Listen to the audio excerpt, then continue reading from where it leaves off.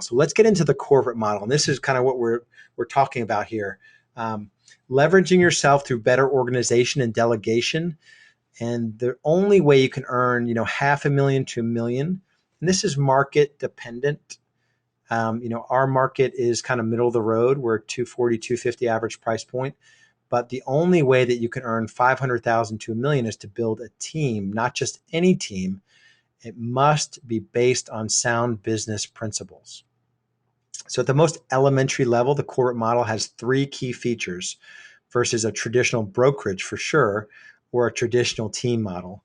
The company, so in my case, the Lars Group, maintains the client's lifetime value and delivery of value proposition to the consumer versus giving up control to your agents. So in that other agent that I was talking about, once my client handed a buyer sign call to that other agent, the consumer experience was based on that other agent's ability to deliver whatever experience they wanted. Plus, each of their agents closed their own files. So there's no consistency in the contract to closing portion in that experience. And there's no consistent follow-up from the team as far as the team is delivering the services, and the team cares about how your experience was. And here's a survey. The team wants to know how we did. Here's an annual event that the team wants you to come to. Here's a box of chocolates that the team wants you to pick up. Lars asked me to give you a call. So the maintaining of a client's lifetime value is super, super important here in the corporate model. Number 2, workflow processes are performed by specialized employees rather than a jack of all trades traditional agent.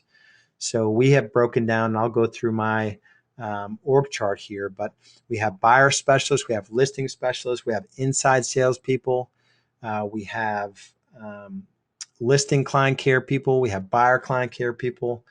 I make it sound like we have a ton of people. We only have 5 staff that'll close 400 transactions this year, but I'll go through the org chart here in a second. But definitely specialized versus jack of all trades.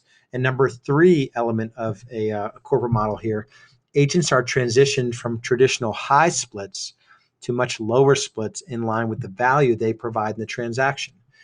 And that's when you look at the compensation models that we'll talk about and the ones that I use in my business, they're radically different from anything you've seen traditionally. Traditional team model is 50-50 split and higher split to the agent for their sphere.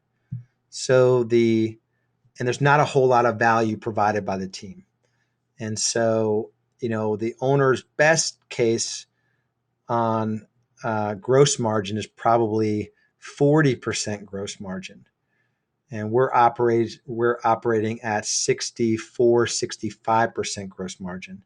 So I see a minimum 20% gap in my team in terms of gross margin. So our gross commission income minus our agent pay, I'm retaining 65% of that to pay expenses and to pay myself profit and put cash in the bank. So it's because we provide most of the value. We bring 80%, 85% of the business to our agents versus relying on our agents to bring a lot of business to the team.